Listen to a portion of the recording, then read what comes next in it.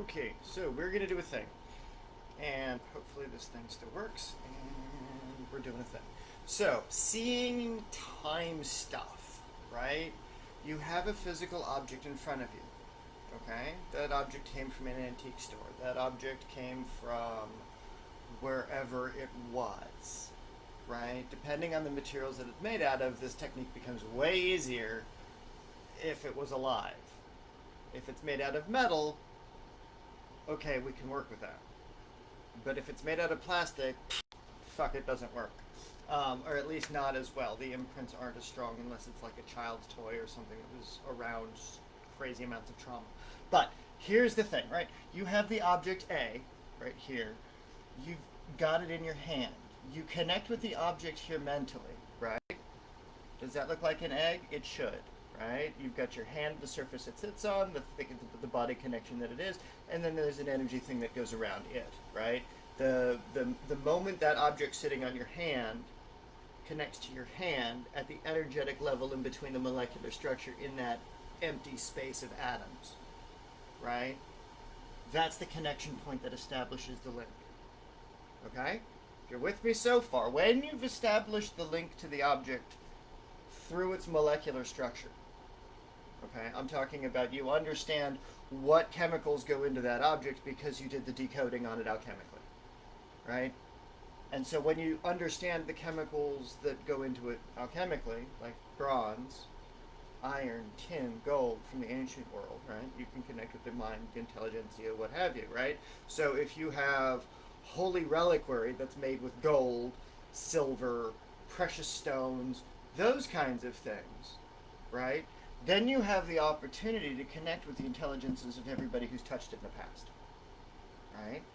And then how do you select a specific person? Well, if the object was someone in history that did a thing for some purpose for whatever reason, you can figure out the date in history because folks love to keep records, right? And so if you know the date in history, right? This is the when. That's where you want to go. Then you have the where from, right? So when, what was it that occurred, right? So you want to know what occurred in history somewhere, but you have to unify all of the different threads that it's gone through. You have to be able to take this into everything it's been through since then, right? Every moment in time that those atoms have been in rotation, that experience of that object from its point of view and the light that surrounds it, and so the things that are contained within that light, right? If all the universe is contained within light and magnetism and rhythm and vibration and frequency, and our consciousness is light, then we can open up via the gate of the sun or the moon different forms of insight. If we're looking for a projective vision, we use the sun. If we're looking for a receptive vision, we use the moon. Right? And so by going through and doing these things and being able to see or intentionally receive from specific dates in history, if we know who owned the object or if it's an architectural recreation, right? Then you can connect with the thing that had it first. The mind of the individual that wielded it, potentially.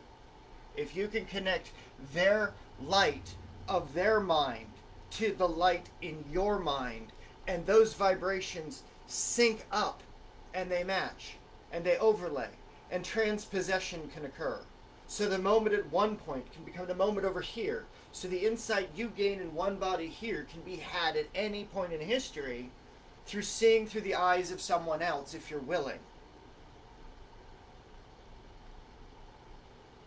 The ramifications of this technique alone allow for some of the most miraculous understandings of people's journeys. The application of this technique to see an object and then to project your mind into the mind of the object of the maker of that, you know, There's techniques that Keith was teaching in his folk magic class that go a little deeper than what I just talked about, right? And it's outstanding. But there's a lot that we can do with the mechanics and the mathematics behind these things, right? And so if we have a better system of application of these things, if we have a better, more rigorous study of these things, if we have a location where we're doing these things, right? We're actually doing the thing. You're sitting there with the project, and then you've got all the machines wired up to all the computer systems, and they're mapping your brain systems and scanning all this shit to see what happens when you project your consciousness into stuff, right? And then you have the unfortunate side effect of seeing a lot of things all at once that you don't necessarily want to, right? And then you start seeing parallels between narratives. Who are the different versions of the same story? How many different generations did it take for that to happen, right? Same story, different group of people, right? Those almost similar groups of people that you'll find in the East Coast, you'll find in the West Coast. You'll find in small cities, you'll find in big cities, right? You'll find the people that are most like the social groups in each of the different cities that you're in, right?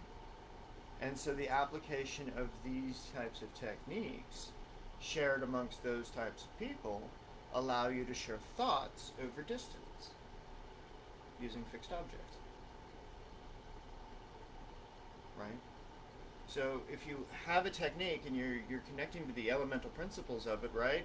So say, for example, you were to draw the Ellis sigil, right? Or a linking sigil of your own, right? I say Ellis because it's literally linking sigil, right? You're making a linking sigil.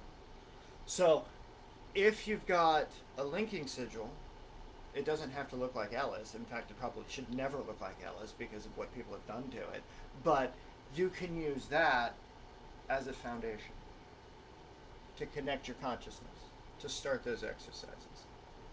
Because I have friends of mine, there was a group of us, I think there was like 3 or 4 of us most at any one time in this project, but we would relax the normal conscious mind and we would connect in the astral, and by being in that state constantly, we were always working in spirit form, right? Always developing, trying to create new forms of magic, new kinds of energies. Fuck, we even created worlds that we thought didn't exist, right? Turns out, somewhere in history, way, way long ago, that actually turns out to be a thing. And so it becomes the narrative of recreation. So we still steward forward those dead energies. And so what I was on a rant last night about, right? Between the paradox problems and the world problems and all of these kinds of things that I wonder about, right? And I'm trying to start a dialogue with people that also wonder about the weird shit in the world.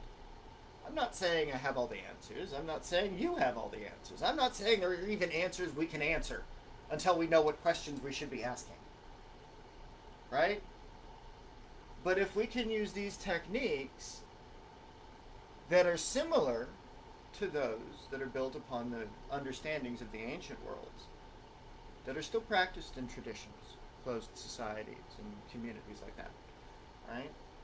How do we open up some of that information so that those closed societies of other cultures can benefit from the hidden wisdom, so that those that are able to hear it understand it, those who are able to take advantage of the opportunity can do so, those who go deeper can do so freely, but with a charge. How do you find the secret stuff out down the line that's super secret? Is you have to do the things to become part of the secret. That's the secret. You gotta do it to become part of it. So it requires engagement in some level, in some way, right? So there's more to it than that. There's more to it than what we think we do, what we think we know, right? There's always more to it. That's why this is an endless, infinite journey. We're all on together, all of us, everybody on the planet. This isn't just I'm in California doing this concept and thought structure thing, right? No, I'm trying to streamline the process to get it to be as fast as possible so it doesn't interrupt normal modern day life, so we never have these fucking infrastructure collapses like we've currently had. Because this shit is bullcrap. We should not have had this problem. So, we have to fix it. It's up to us. So, if you can grab an object and you can see how to fix it, then it's your responsibility to help me figure it the fuck out. This is how we see it. Alright? So we have to teach you to see. We have to teach you to think. We have to teach you to feel. Right? How do you feel the seal of the air if you don't know what direction you should face to look at it? Right? East, by the way. If you want to do the water of Earth, right? Aim west. Why? West is the water. Why the Earth? That'd be north. No. You can do it in the western direction, right? Because there's land between you and the beach. Where's there land between you and the beach but the shortest way to water? Water of Earth. Right? The seabed, the seashore, the riverbank. Right? You can do these kinds of things. And attachment to narratives, right? As the child of the mother, right? The physical principle, sympathy. So the river to the sea, right? Because the river is the mother of the sea. Right? Because it comes from the seed of the sky. Right? The mother receives it, gives life to the land along the way, and then it goes to the sea to be recycled and does the whole thing. It's the whole circle of, like, you conjure that. Right? And if you don't, you're not going to get it to work. Period. It won't work. You got to tap into the rhythms. You got to be able to see the rhythms. You got to be able to know how to get it over here, right? To be able to connect with that object as it relates to what's in your hand, right? What's in your hand? How does it sit there? What is the structure of it alchemically? What are those chemicals doing in creation? What other shit is made out of it? When were those chemicals discovered? Who was the guy that discovered it? What was he doing at the time? And then we go back into knowing Sally Ann Lambert and all of the stuff. What's up, Andrew? I appreciate you, man. But this is a simple technique to see through time in an object. Just remember when you bounce it around the sun or you do these light compressions, as stuff moves through these solar gates and around the waves and all of that, gravity affects what you see, so there's distortion. So you have to know the dates and times as close to the date of origin of the object or the significant event of that object. The history is important. All of that stuff is actually really important when you're trying to do these techniques, when you're doing psychometry on an object. It makes the vision that you get a lot more reliable. So having date and history and time, you tap into the day and the time and the rotation of those things. So when you're standing there looking like an idiot in front of your clients because you're trying to do the psychometry thing and you're a new psychic and you don't know what you're doing, this is the system of shit you're supposed to be tapping into, so you line it up properly and you don't look like an idiot and you actually get that vision of illumination that you're looking for, because through the gate of the sun, if it's daylight, you can use that. Through the gate of the moon is safer because there's no like crazy shit like that. But this is a different magic than most people deal with, right? This is beyond most people's acceptable range as far as, okay, we're going to do this thing, right? Most people only deal with the union of psychic stuff through either intense ritual connection or through meditation or in a receptive process. This combines a projective technique of conjuration, of alignment and structure, by conjuring the elements forth of the thing. And by that thing, whatever it is, you name the thing and you do all the stuff, it becomes a means for manifestation. It becomes a means of output that allows for you to connect to and develop from whatever you're doing, however you're doing it, at the time you're doing it, to connect to whatever was done to it, to what's going to come next from it. right? But connecting it through the gates of the sun, connecting it through the planetary origins is necessary, right? And I don't want to get into the weeds and the basics because I don't want to take away from what Keith's up to, right? Like, you want to learn how to do the basics of this stuff? Go talk to Keith. In 4 classes so far, you're going to be able to get an understanding of how to do everything I just talked about. So you can spend a month with him and learn how to do what I just said. Right?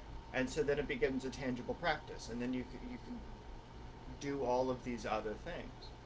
And these are techniques that have existed from the ancient world. Like, this is the old stuff. Right? But this is the planetary magical alchemical application of it, right? It's like alchemical sorcery. Planetary ones at that, right? You tie in the astrological zones to it so you match the right sphere of what's going on. And then if you've got somebody like Sally that you can use, who's got all the things, or the star mapping programs that exist, right? Like, those things are fucking expensive. That's a $400 or $500 software right there. But it'll generate everything that you need, right? So I'm going to buy the software. I'm going to get all that stuff installed for the academy, and that's where stuff needs to go, so that way we have the resources on hand to be able to say, okay, well, this is the star map of the 300, right? The 300 astrological bodies in this system, right? Think about it like, this is Sparta, the 300. Well, this is the witchcraft version of that. Right? So you can map everything in its exact location. And there's programs that exist for all that stuff. And then you find the sympathy between all of the stuff for decoding. Right? And then you know exactly what you're doing and exactly what's going on and exactly how to cause it in total absolute alignment. So that way what you're doing is in alignment and in rhythm and in focus, so that a few video hours spent can give you an understanding. A few months of practice can get you in rhythm to set you up for a lifetime of operations that gives you success for whatever you're doing. See? It's a simple process that sets you up for future life.